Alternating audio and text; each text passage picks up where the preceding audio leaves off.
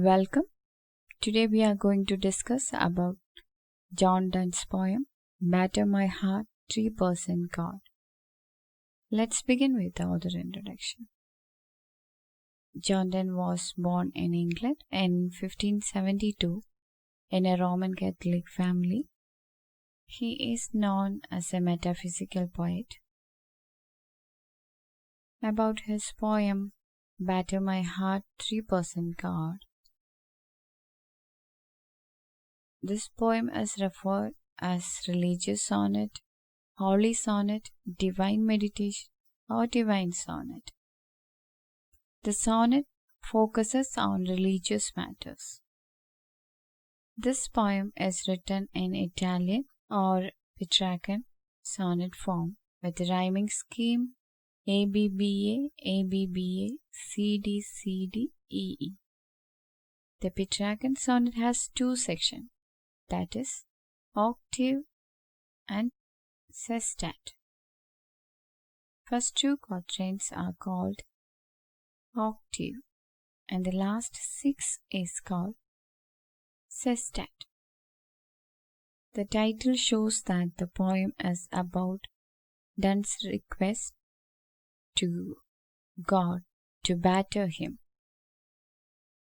The word batter means destroy.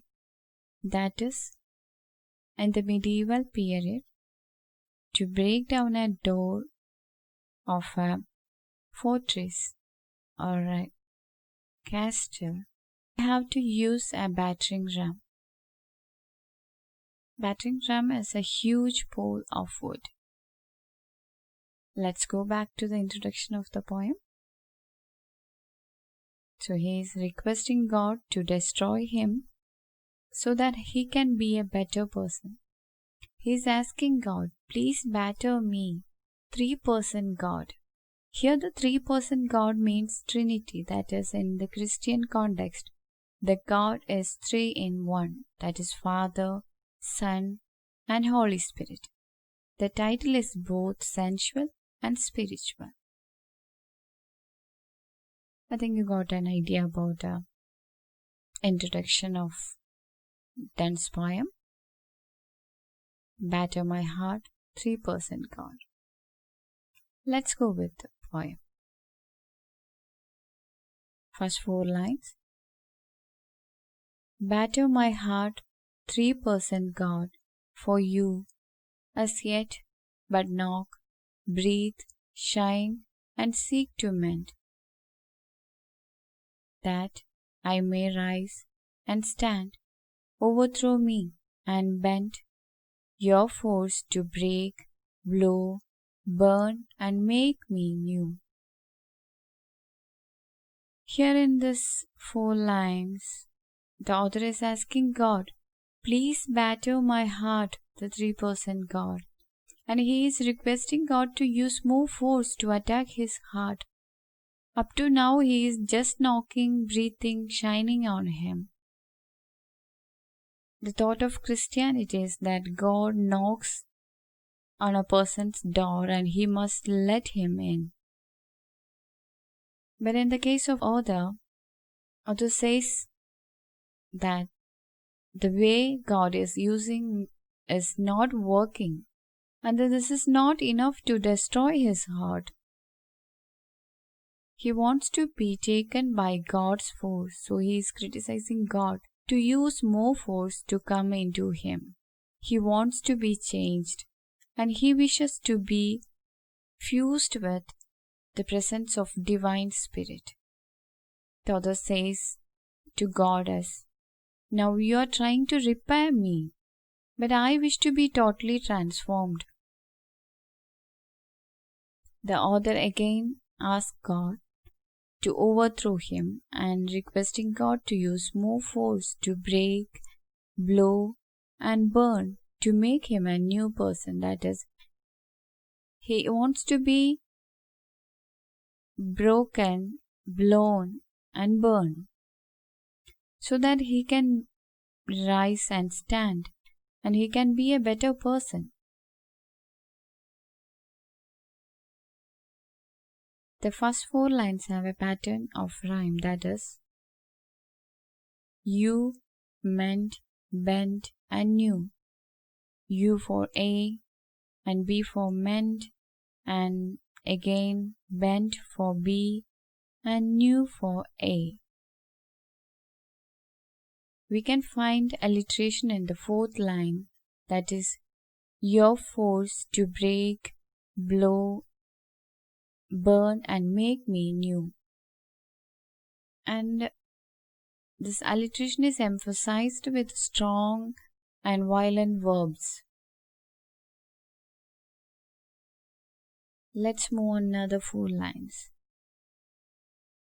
I, like an usurped town, to another due, labor to admit you, but oh, to no end. Reason, your viceroy in me should defend, but is captive and proves weak or untrue. Here, the author is comparing him as a town.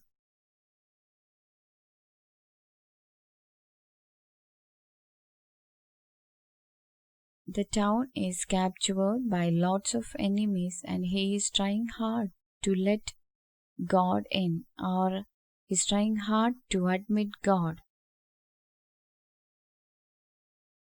But it is not working, so he says, God, as you must be more forceful and attack my heart or invade my heart. And he says that God has given reason to defend himself from evil and let the God in. The reason means the ability to think wisely or the ability to recognize good and bad. Again, he says that God has given reason to defend himself from evil and let the God in. But the reason is not working in the case of author. And author says that you should defend me from my enemy. Here the enemy is the devil, and my reason is captured by the enemy, and it becomes weak and untrue.